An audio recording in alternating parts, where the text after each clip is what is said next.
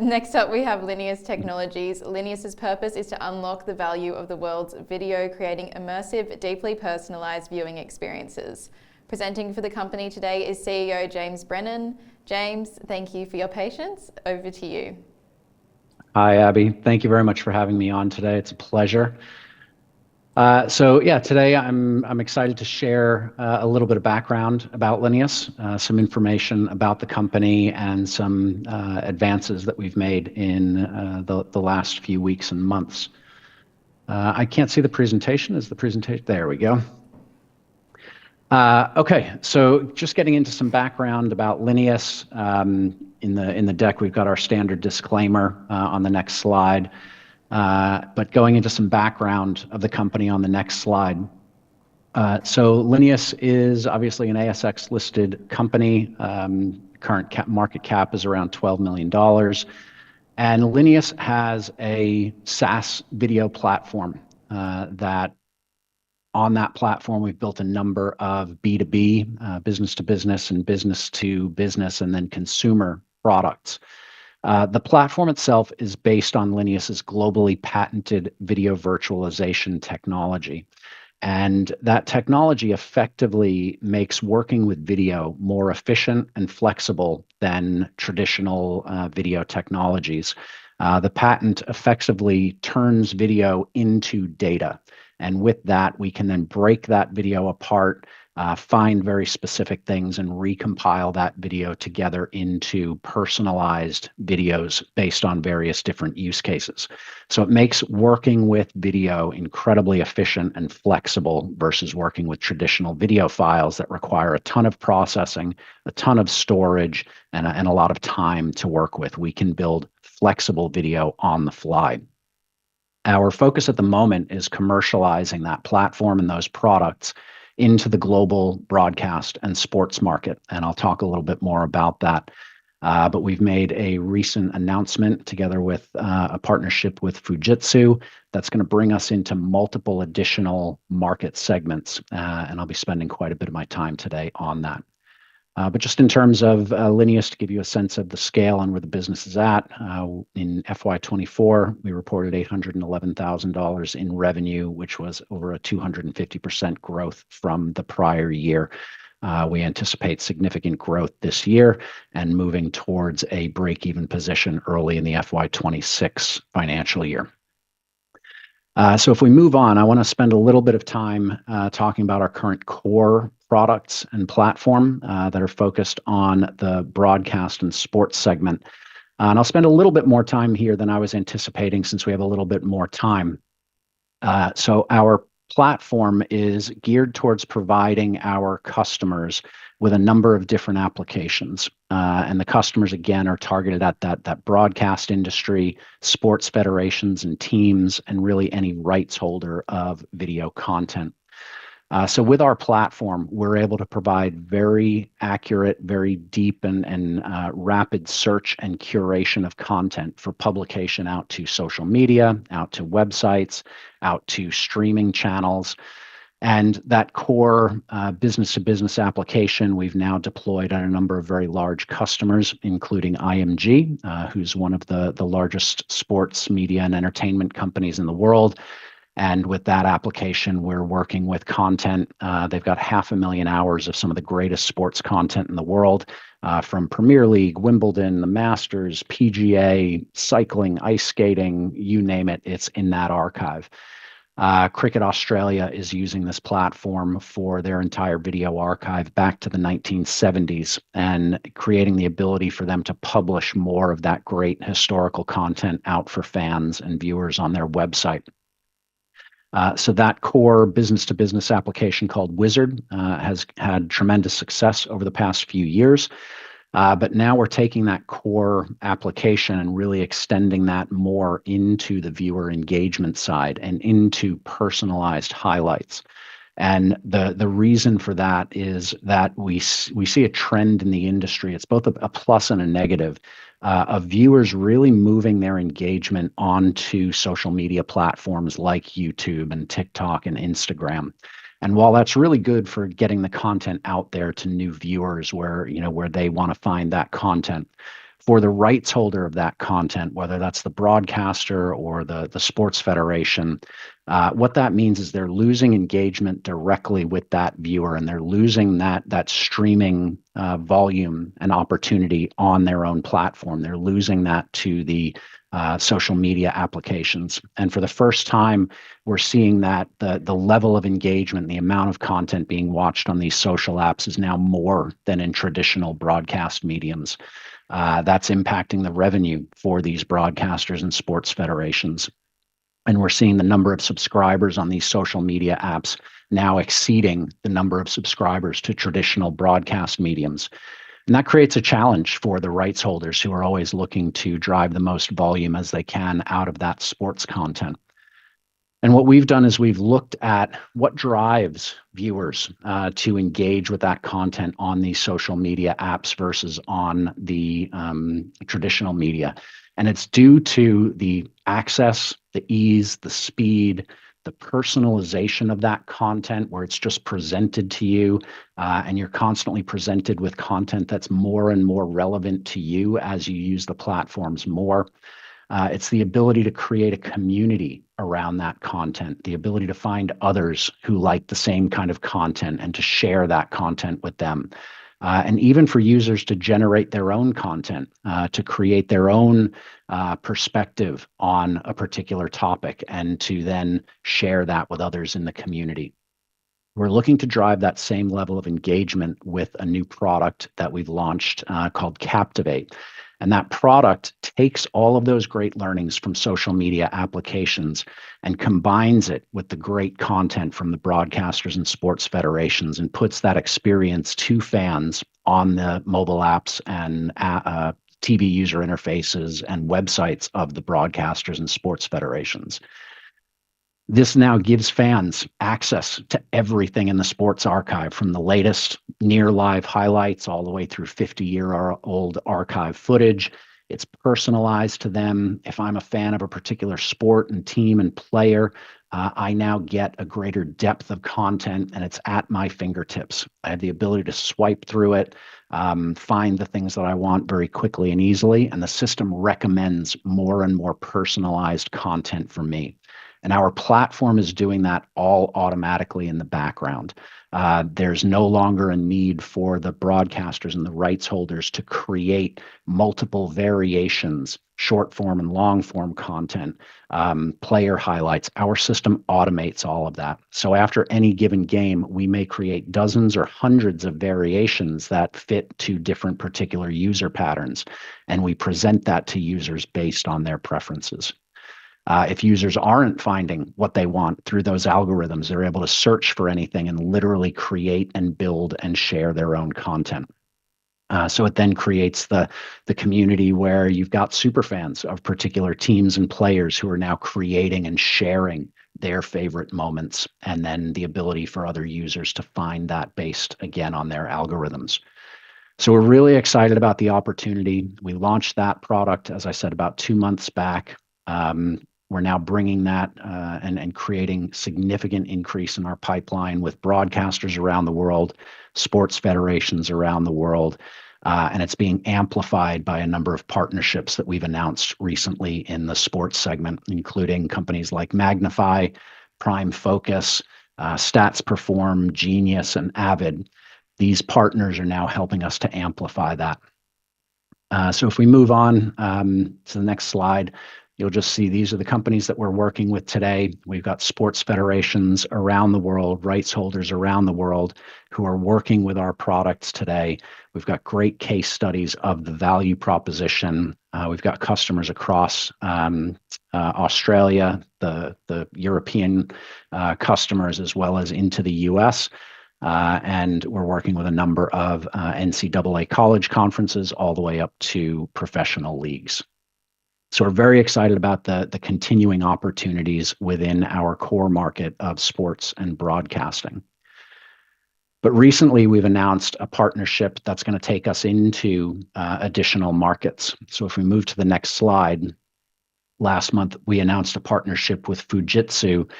And the target of that is really to bring us into different applications for our technology. And in the early days, the early iterations of Linius, when we were building out the technology, we did test market and do proof of concepts in a number of different industries. So we're confident and we know that there are applications of the technology and there's interest in the technology in places like public sector, in manufacturing, in retail, so many different opportunities. But as a small company, we chose to focus on the sports and broadcast segment in terms of our near-term commercialization. And we also learned that those additional markets are often hard to enter on your own. So the partnership with Fujitsu is really going to leverage our technology into those additional markets. And just a little bit of background on Fujitsu here in Australia. Most people think Fujitsu and they think of air conditioners, but Fujitsu is much, much more than that. They are a complete end-to-end technology company and one of the world's largest technology services providers. So globally, they're the 9th largest technology service provider. Here in Australia, they're actually, sorry, that should be the 4th largest here in Australia, and they're Japan's largest technology service provider. Here in Australia, they're very well trusted and engaged with the Australian government and state governments, very large provider to that particular segment, and they've got just a massive footprint. But the really interesting thing is the amount of time and money that they invest in innovation. Their research and development budget is massive. They invest a significant portion of their sales into research and development in everything from quantum computing, AI, automation, security. So they really have their hands across a very wide part of the enterprise solutions community. So that's a bit of background on Fujitsu, but Linius and Fujitsu have come together to really try to take the core Linius technology and combine it with Fujitsu's AI analytics capabilities, which I'll show in just a little bit. And to combine that expertise in AI and enterprise solutions together with our technology to really unlock the power of massive investments that companies have made in video and data generation. So if we jump to the next slide, the opportunity is really to help these companies to unlock the capabilities and the potential that they've been building over the past few years. So many organizations have made massive investments in video. We've got CCTV footage, we've got drone footage, we've got body-worn camera footage in the case of public safety. There's this proliferation of video information that's being made available.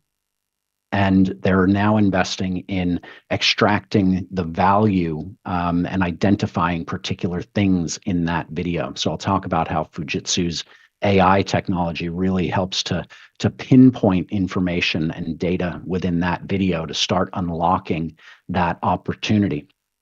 But the real problem still exists that even if I have all of that video and I have all of that data, how do I connect those points together to really create meaningful insights from it? So it's one thing if I've got all these individual data points, but with the amount of video and the amount of data, it's really hard to find those pieces and put them together into a meaningful way that helps them to create that value. And that's what the partnership is looking to provide. So if I jump to the next slide, just a little bit of background information about Fujitsu's AI capabilities. So Fujitsu is one of the leading providers in this AI vision technology. And in fact, they have the world's most accurate person tracking algorithms and capabilities. And what they do is they utilize multiple cameras, multiple angles, and utilize an algorithm that they have that's able to very, very accurately track lots of different characteristics about people and objects in that video. So just as an example, if they were to look at, an athlete, a gymnast, for example, they're able to pinpoint all of the different actions and movements of that gymnast to be able to understand very detailed intricacies of their particular movements and to be able to provide that feedback. In the image on the left, you'll see that this is a very congested public environment where you've got dozens or hundreds of individuals in a particular video frame. Their technology is able to accurately identify individual people. They're not identifying you by name, but they're identifying you as a unique individual. And they're able to track your movement across that video and across all of the different cameras that they have in their systems. So their ability to accurately identify people is very impressive.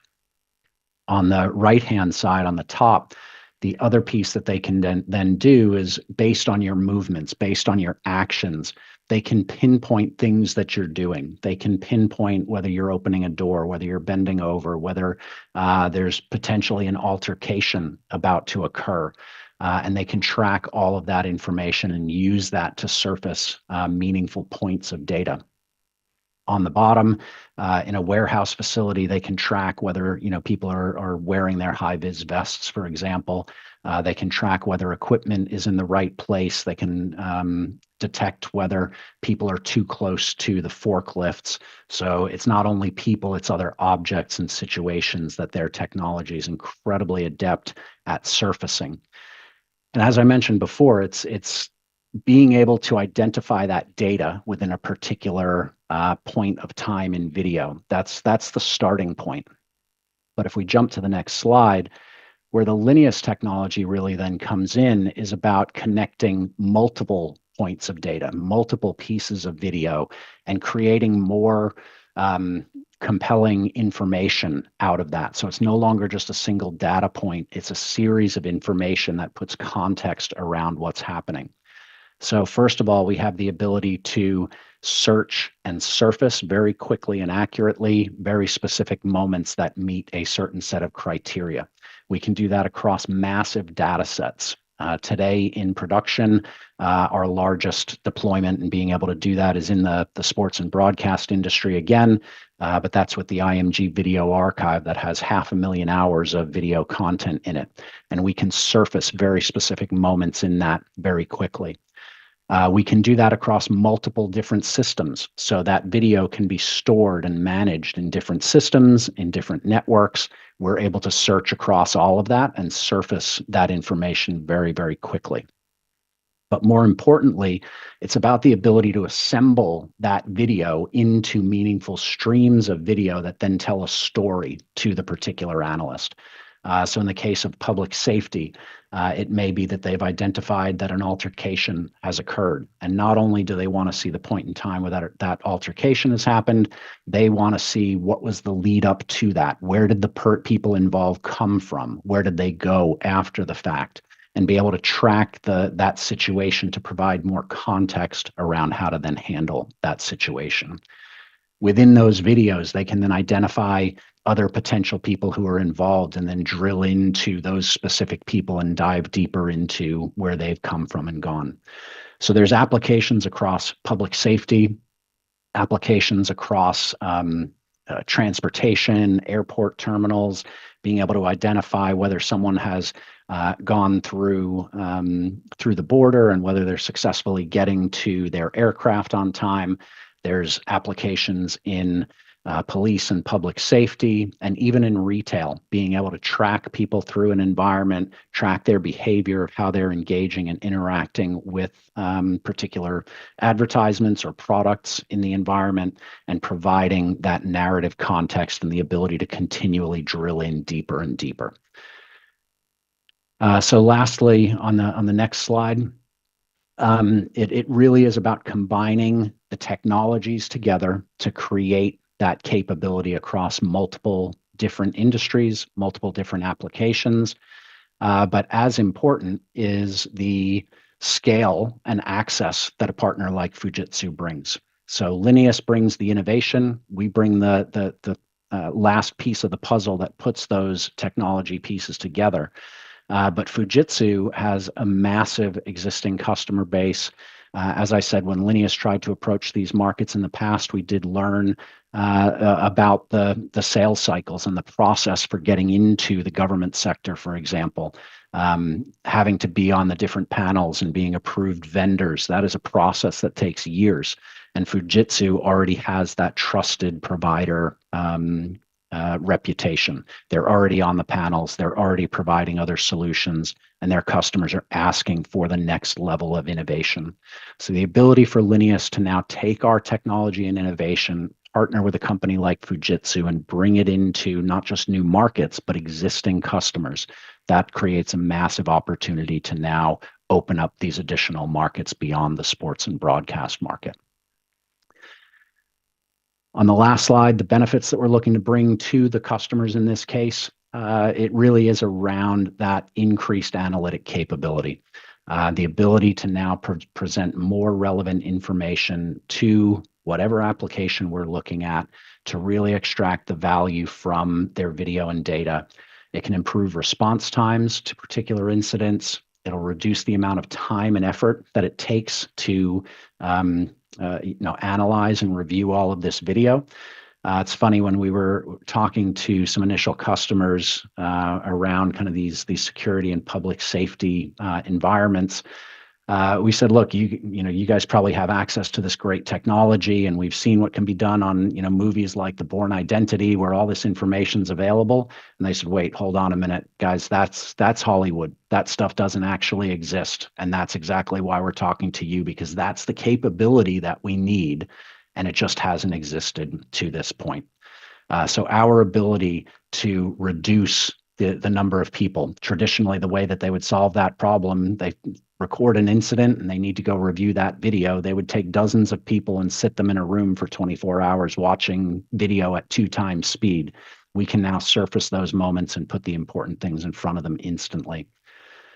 In applications around police and justice, the other piece that we do is we maintain the chain of evidence. We don't ever actually change or modify or move the original videos. So there's no question about whether the video has potentially been tampered with. And overall, it really just unlocks huge opportunity from the investments that these organizations have already made in video and data. We're just that last piece of the puzzle that helps to really extract that value. And we're excited by the opportunities that the partnership with Fujitsu presents. That's everything I had for today, Abby. Brief update on the company, and happy to take any questions. James, thank you so much for a great presentation. We do have a few questions for you. Firstly, you have a number of products like Portal, Captivate, Highlights, and Flick. Could you talk through the differences between each product? Yeah, so everything starts with our core video platform called Linius Video Services, and that is the SaaS platform that turns video into data and effectively combines other data sources to make the video more intelligent. So that's the underlying foundation of everything that we do, and that's based on our globally patented technology. And once we have the video prepared in that way, we then make that available to a number of different applications. And we make that available through a series of APIs, or application programming interfaces. And those APIs allow the creation of multiple different products or use cases. Fujitsu, for example, is using those APIs to now create all of these custom workflows and custom integrations for these different industries. Linius, for the past 3 years, has been focused on building applications for the sports and broadcast industry. We've got 2 primary products there. One is the B2B application, which is for internal users at broadcasters and sports federations to find and curate content, very easily find moments from history, put together content, and publish that to their website.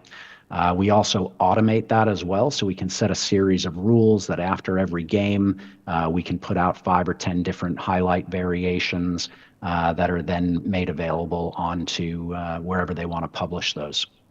And we did that for Cricket Australia, for example, for their entire 50-year archive. So they said, okay, now that we've got highlights coming out from our current games, can you give us all of those highlight packages back to 1974? Because we want to start publishing those out to our streaming channels. So they now have all those videos available, and we did that in seconds. So that's the B2B side, a product called Wizard. And then we have a consumer-facing product that came out about 2 months ago. As I said, that product is called Captivate, and that really is the experience that combines the best of YouTube and TikTok and Instagram and combines that with the broadcaster's technology and puts it onto their site so fans can get personalized video content. They're always looking for more and more deeper and deeper content, and now they'll be able to get that through their favorite sports federation or broadcaster. And does the AI platform behind your products need to be specially trained for each new sport or type of content? And what sort of time period is involved in training? For instance, if a baseball or Aussie rules organisation was interested in your company. No, that's an interesting question, and a lot of times people don't get that nuance. So we are not creating the AI. So that is not our technology. Our technology is about disassembling the video and reassembling it based on personal preferences. The data that we utilize for that comes from different third-party providers. In the case of sports, major sports like AFL and NRL, that data is provided by very large companies that we're partnered with, companies called like Stats Perform and Genius Data. That data is made available for the broadcasters, it's made available for wagering gaming, it's made available for coaching and performance improvement. So there's a massive amount already existing for most major sports, and we incorporate that data. But we do also then find where there are either sports or lower tier leagues, particularly as we get into amateur sport in the US, that data doesn't exist. And in those cases, we've partnered with leading AI providers. Last year, we announced a partnership with the leading AI sports provider, a company called Magnify. And they do have a vision algorithm that analyzes the video and can break that down. I think they cover 40 different sports currently, but their AI can be trained to work with any sport. So for us, we're about finding the best data for that particular application and partnering with those companies to bring multiple data sets together to create the outcome. And James, I've got a question here about whether you can use your technology for TV series and movies. I think you talked about this last time and you said you're focusing on sport because it's low-hanging fruit and it's the easiest to get to the market into. Is that right? Yeah, look, we focused on sport for a few reasons. Number one, the data exists, there's huge interest in sport, and we had momentum and case studies in sport. But now as we're approaching more the broadcast segment, as we bring in the new product Captivate, which focuses on personalization in sport and engagement from fans, the broadcasters are now looking at that and saying, we love that for sport. Definitely see that application. Could this then be applied into news personalization? Could it be applied into entertainment? So in the case of news, I'm interested in financial news and US election news, and I'm going to get news programs tailored to me. So absolutely, that is something we're focused on with the broadcasters, and that is now becoming a nearer reality because they are saying, look, if we were to use this technology for sports, there's no reason we wouldn't want to do this for our news and entertainment content as well. And then so also just touching a bit more on Captivate, could you talk through the natural language processing in Captivate and how that works? Yeah, so the natural language processing is a component of that, and effectively that comes in the search. So if I'm looking for something particular, I want to find every David Beckham goal from outside the penalty area. We're able to take those queries and convert those into a search algorithm that will return that information to you. So that's one of the ways that we're using it, and one of the elements that's being used for a particular use case. That's for a fan who knows exactly what they're looking for. But in the case of most new and casual users, and just based on what we've become accustomed to with TikTok and YouTube, we're just fed content. And that's one of the new things in Captivate is that personalization algorithm where the system will, over time, learn about your preferences based on what you're watching, what you're liking, what you're searching for. It's about taking that information and now just presenting information to you. And then a little bit further on the natural language thing, some of the partners that we're working with, companies like Prime Focus Technologies, they've got a very interesting use case where you can put in natural language inputs into their system. You can say, I want a summary of the match from last night with a focus on this particular player. And it will then generate a story. It will generate, here are the moments of highlight from the data. These are the important things. It will write a story and a summary of that match, and then send that information to our system, which will compile that personalized video on the fly without an editor ever having to go in, and without actually processing or storing any new video. We'll create that on the fly. And what has the response been so far for Captivate? Has there been improvement in viewer engagement? Yeah, so interestingly, Captivate as a whole has not been live deployed into any customer environments yet. We're currently talking to a number of sports federations and broadcasters, but elements of Captivate have been deployed with existing customers. The ability to personalize video. So a good example of that is the North American Hockey League in the US. They've implemented a portion of that technology to create personalized channels based on my favorite team or my favorite player. Every time there's new content, my channel gets updated with that information, and I get notified, hey, there's new games in your channel. And I can then go in and watch that. And they're seeing significant uptake, significant momentum in interest in that. They've even gone so far as to provide a premium subscription pack. So their core basic subscription to that subscription is $30 a month US for live streaming capability. But if you want the personalized channels and a number of other solutions that they provide, they've actually doubled the price of that subscription. And they're seeing significant uptake in that and achieving a significant increase in their average revenue per user. And then what's the expected market size for Captivate? Look, for Captivate, it comes down to every broadcaster and sports federation, from professional down to high school and amateur sport. So it's clearly in the billions of dollars. The opportunity, just to give an example, purely in the college market in the US, college sports is massive. The analysis that we've done is saying that the total addressable market for Linius in that particular segment alone is $70 million. So there's significant potential, and again, based on where Linius is today, I mentioned our revenue at the beginning. It doesn't take us too many of those opportunities with broadcasters and larger federations to get the business to the break-even position that we're looking for. And then, does the ID system work with the Privacy Act here in Australia?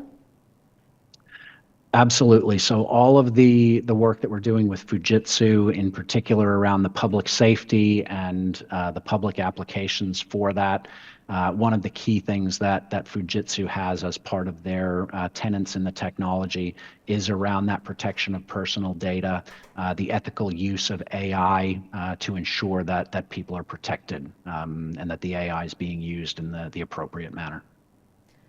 And then, is there a market for your technology outside of broadcasters? For instance, could it be used through search, surveillance, or security camera footage? Completely, and that is what the partnership with Fujitsu is focused on, is all of those other sources of data. And that particular market is growing exponentially. So the growth in the global video surveillance market is over 10% per year for the next 5 years. And that doesn't sound like huge growth, but when you look at the size of that market, it's expected to grow $37 billion in the next 4 years. So a tremendous opportunity for Linius and Fujitsu. And what does the competitive landscape look like? Is anyone doing what Linius is doing? Look, there's no one that is assembling video the way that we're doing. So first of all, we have a global patent on the way that we're able to reassemble video on the fly in the way that we do. There are other technologies that are doing search. So there's a lot of work going on in AI around the ability to search within video. Our search algorithms, we've got a number of intellectual property advancements in there that aren't patented, but separate our technology out. And the closest competitors that we do have are in the broadcast and sports arena, where we've got companies who are doing automated highlights where they're using some of the same data sources that Linius is using to create videos and publish those on the fly. Some of those companies have great technology and capability, but nobody has the ability to assemble personalized video on the fly. Other video providers who are doing that today in the space, they are actually copying, storing, processing, and editing new video together. So if you'd imagine after a single football match, for example, there might be 500 to 1,000 identified moments in that game. They're creating 1,000 new video files. Then when they combine those into 10 or 20 different combinations, those are new videos that are being processed and stored. So there are other companies who are doing what we do to some extent, but their methodology is so inefficient that they can't do the volume that we do in terms of the archive. Our ability to do that for Cricket Australia for 50 years of content can't be matched. And the ability to then personalize that for every individual to create millions of bespoke videos on the fly. The existing technology just does not provide the ability to do that. And what do you see as the main drivers of revenue growth over the next year? For Linius, the main drivers of revenue growth over the next year will definitely still be in the broadcast and sports segment.